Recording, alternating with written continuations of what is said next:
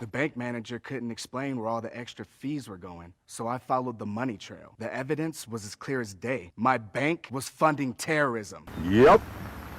Hi, I'm Saul Goodman. Worried that your Mesa Verde savings are being used to help America's sworn enemies? You may be entitled to a large cash settlement.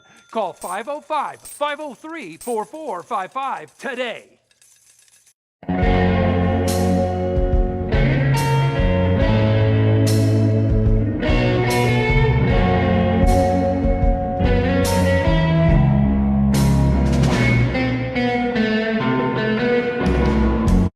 Howdy.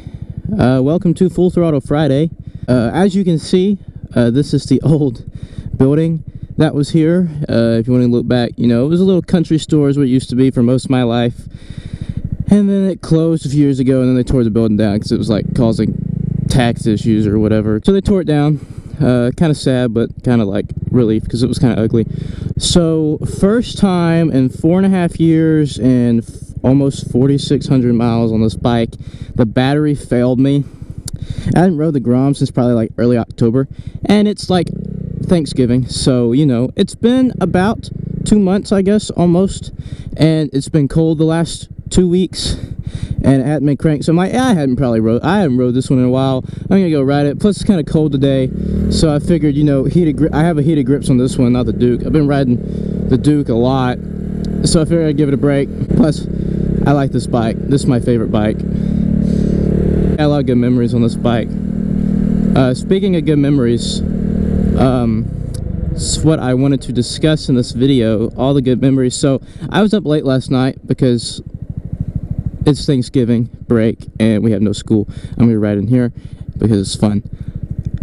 And we had no school, so I was up late last night watching YouTube, as you do. First video that recommended was Houston Texans versus Washington Commanders NFL highlights from the most recent game, which is Texans tanked because the Texans are awful now. But that's what I wanted to talk about in this video. What happened to the Houston Texans? And I guess for some context, it said good memories. So growing up, the Houston Texans were my favorite team. I was a diehard Texan fan. Like obsessed with football, watched it 24/7. I watched every football game that's on TV, and I still love football, but I'm not like obsessed with it like I was back then. So you know, but the Texans were my absolute favorite team. JJ Watt, my absolute favorite player. I mean, what's there not to like about JJ Watt? He's JJ Watt. And you know, they were mediocre at best forever, and then they started winning games. It's like, holy crap, they're winning games. The Texans are good. Oh my, oh my, oh my. And, you know, it was actually pretty good. I mean, we had a 9-7 season. We had 3 straight 9-7 seasons, actually, 2014, 15, and 16. But what really made me fall in love with the Texans was the NFL football game. It was December 21st, 2014. Baltimore Ravens at Houston Texans. The Texans won that game, and from that point on, it was like, oh yeah, this is freaking epic.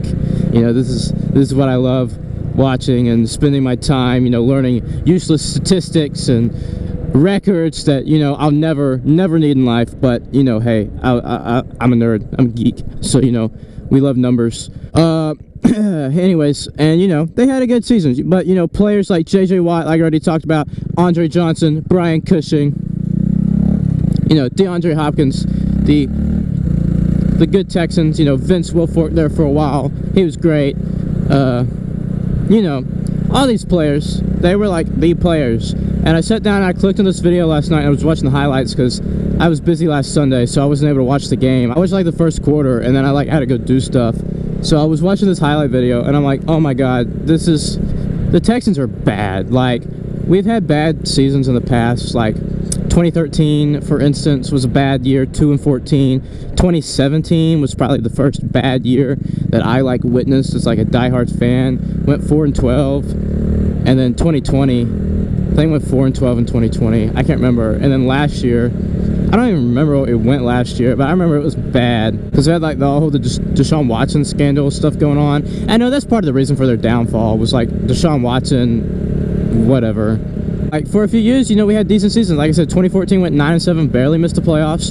2015 went 9-7, made the playoffs, lost 30-0 in the wild card round. Would never forget that game because that game was miserable. And then 2016 went 9-7, should have went better, but lost some close games. Won the wild card round. I was at that game against the Oakland Raiders. They won 27-14, I think it was, or 10, something like that. I'm not as good as I used to be. Remembering football and numbers and stuff. Texans won that game. It was freaking awesome. Jadeveon Clowney had an interception. It was so cool. That place was so loud.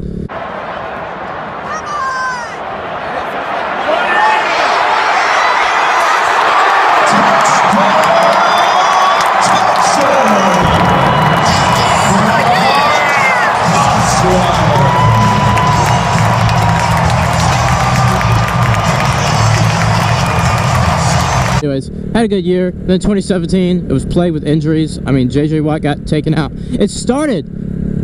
Oh my God, that was the worst game I've watched in a long time. It was versus the Jacksonville Jaguars, and it was Deshaun Watson's first career game. And for some reason, Bill O'Brien decided, oh yeah, let me start the maybe experienced but awful quarterback Tom Savage over our first-round draft pick, Deshaun Watson, who just won the national championship. Like, yeah, let's start Tom Savage over Deshaun Watson just because he's a rookie. Deshaun Watson came in at halftime, or maybe even before. I don't know. It was something crazy. That game was stupid. The Jacksonville Jaguars, and it's like the last time we lost against the Jacksonville Jaguars. Like even this year, like the worst team in franchise history, worse than 2005 and 2013. We still beat the Jacksonville Jaguars. And that's the Texans' only win so far. Their record is 1-8-1 as I'm recording this video on November 22nd. It's bad. First tie in franchise history this year, week 1 versus the Colts. They should have won that game too. They had like a 17-3 lead going into the fourth quarter. And that's been the big problem this year, is that they actually played decent through the whole game. And then and then during the last quarter, they like tank it. It's really bad. Like the Philadelphia Eagles Thursday night game a few weeks ago, we should have won that game. Like they played so good the whole game against the undefeated at the time Eagles, and then they just, fourth quarter, Davis Mills, there was like 3 interceptions. I don't think it was 3 interceptions, but I know it was at least 2. It was so bad. Of course, the Astros were playing the World Series that night, so like I was bouncing back and forth between games. And especially since Thursday Night Football is on like Amazon Prime this year, I don't have Amazon Prime Video. Like I do occasionally, but I don't like constantly pay for it. And so like there's like only certain Thursday night games I'll watch, and I did not have Prime Video at that time. So I was like just constantly checking the NFL YouTube channel for like posting highlights. And I'm like, hey, the Texans are doing pretty good. And then I was like watching the Astros. Oh man, my blinker's been on for God knows how long. But moving on, getting off topic. I'm just starting to tangent because tangent such as like, we did a lot of trigonometry and physics because like vectors and stuff. Vector! That's me, because I'm committing crimes with both direction and magnitude. Oh yeah! Both direction and magnitude. That's the point. Moving on. Like I said, getting on a rant.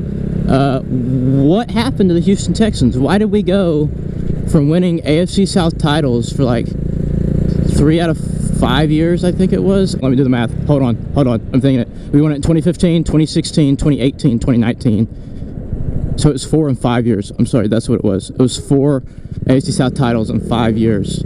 So how did the Texans go from winning 4 AFC South titles in 5 years to just can barely even win a game? I think it all starts with the man, the myth, not a myth, and the person, the legend, Bill O'Brien.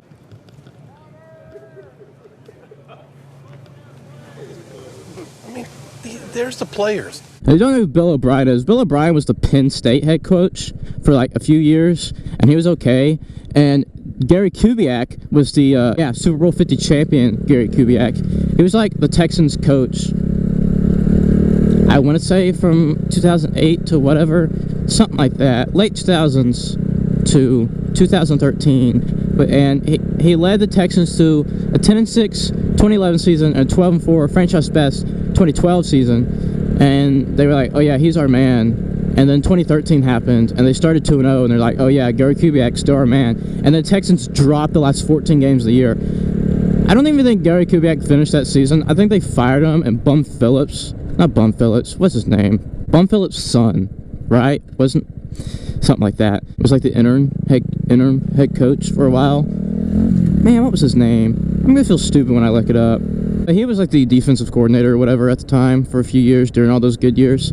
Anyways, so Gary Kubiak gets fired. 2014, rebuilding year. You bring in Bill O'Brien. Texans go 9-7. And they're like, okay, Bill O'Brien, he's our man. This was a rebuilding year, so 9-7 is good. 2015, 2016, go 9-7, whatever.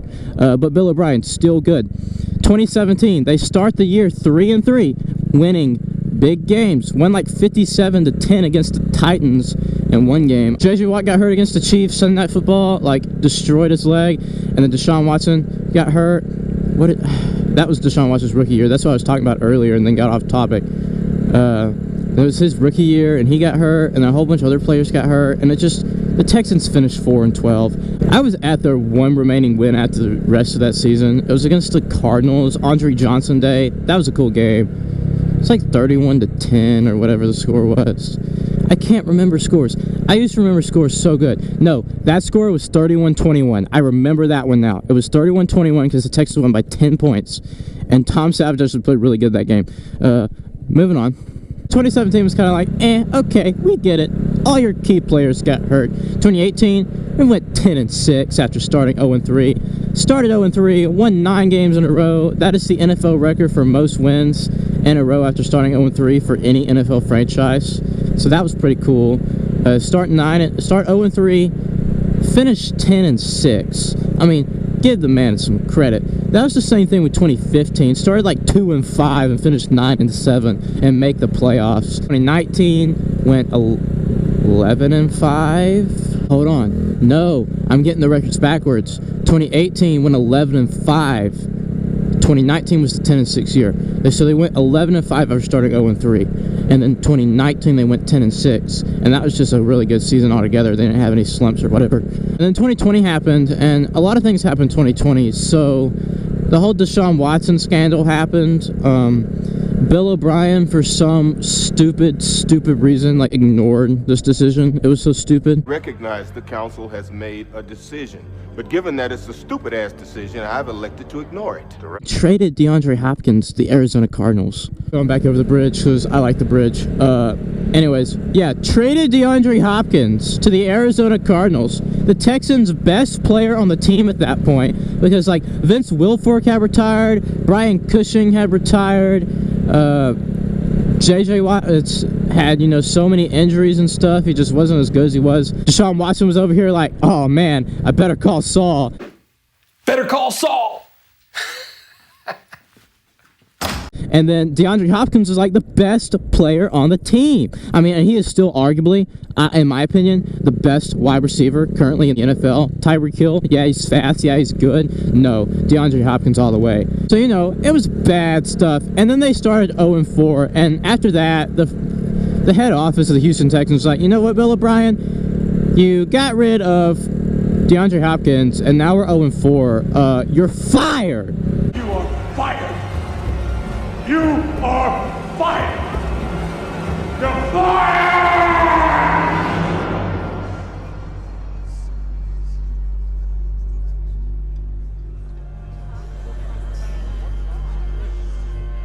You're fired. And then, good old, one of the greatest coaches in football history, filled in as the interim for the rest of the year. He was the defenses. Good old Romeo Crennel, defensive mastermind, changed the game of football forever. And he filled in, and the Texans finished 4-12. So that's when all of that happened. So I look at Bill O'Brien as the culprit. But see, I was the biggest defender of Bill O'Brien for the longest time. I really liked Bill O'Brien, and I was the biggest defender of him for years. whenever we were playing the big games and would lose them, I was the defender of Bill O'Brien. I love Bill O'Brien. He's an offensive genius. I mean, he's so good at offense. I mean, he's not a mastermind, but you know, he knows his stuff. He was Tom Brady's quarterback coach for a while. But look at this. Tom Brady and Bill O'Brien, his offensive coordinator,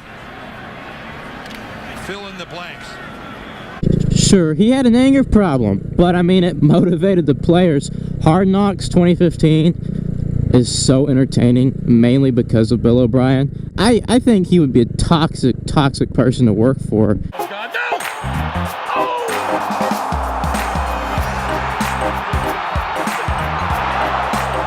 Just because he's so mad all the time. But I thought he was good as what he did. And the Texans did too, because they made him the offensive coordinator. Okay, he was head coach. They got rid of the offensive coordinator in 2015, made Bill O'Brien the sole offensive play caller, right? I mean, that's pretty good. I mean, if you're going to trust your head coach enough to not only coach the whole team, but also run the offense too, you trust the man. And then GM of the Texans, Rick Smith, took a leave of absence, and guess who, instead of hiring a new GM, who stepped in? Bill O'Brien. And I'm telling you, the Texans front office would not have gave Bill O'Brien all these responsibilities if they didn't trust him and if they didn't believe in him. Okay? And I think that's part of what happened in 2020 was that all the drama, plus the fact that Bill O'Brien was now having to deal with, okay, he's the head coach, he's the offensive coordinator, he's the general manager, all these players are going away. He gets rid of DeAndre Hopkins for, I still don't know why. Like I said, I'll defend Bill O'Brien, but I am not justifying him getting rid of DeAndre Hopkins. It doesn't matter. He was a good coach. He was a good offensive coordinator. He was not a good general manager. And he definitely could not do all three at the same time. I mean, he just can't. People hated him. He could never pull off the big games, like in the playoffs. Remember 2019 season, and this is probably the last game the Texans were a good team. Oh, I just had an epiphany. My English professor would be proud because she's always trying to get us to figure out the epiphany that main characters have in stories and stuff. But I just had an epiphany. I figured out with ranting to myself for you to listen to what happened to the Houston Texans. I can answer that question. The Kansas City Chiefs could have won the Super Bowl. It was the 2019 Houston Texans. I kid you not. They go into Arrowhead, and I'm all pumped, hype. I'm like, this is the first time we're going to AFC Championship in franchise history. Like, this is our year. We're doing it. They take a 21-0 lead in the first quarter against the Kansas City Chiefs in Arrowhead in the playoffs. And I'm like, okay, this is it. This is our year. We're going to do it. We're finally doing it. They lost that game 51-31. They blew a 21-point lead, and I think it even got up to 28-0 at one point. Good old Houston Texans style. Blew it by 20 points, and that is the game that broke the Houston Texans. I guess that's all I have for you on this fine Full Throttle Friday. Have a good one. Happy Thanksgiving. And, yeah, go Texans. Hey, Bill. How you doing? You lose weight? Yeah, I lost 20. Yeah. It's noticeable. Thank you.